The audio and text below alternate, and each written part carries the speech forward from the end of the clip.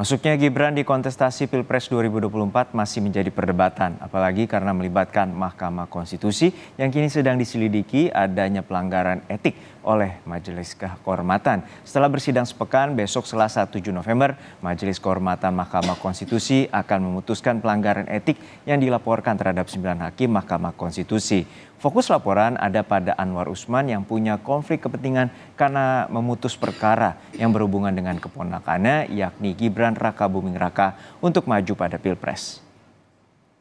Salah satunya putusan nomor 90 tahun 2023 tentang syarat batas usia Capres-Cawapres yang digugat. Penguji atau pengaju dari uji materi adalah mahasiswa Universitas Surakarta Almas Sakib Biru.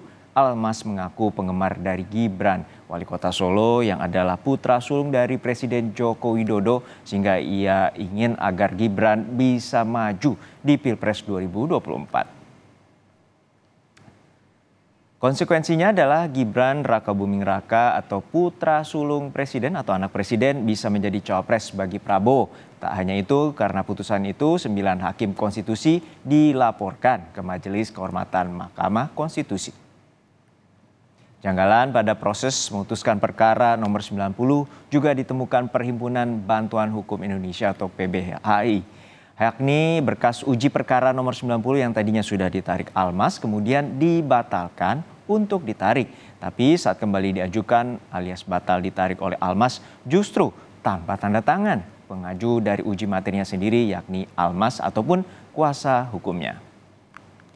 Secara prosedur seharusnya di Mahkamah Konstitusi konsekuensinya berkas tidak bisa diproses kembali. Tapi kenyataannya tetap diproses dan dibacakan pada putusan pada tanggal 16 Oktober lalu. Meski ada penjelasan dari Jimli Asidiki, Ketua Majelis Kehormatan MK, bahwa dokumen itu sudah melalui rapat klarifikasi.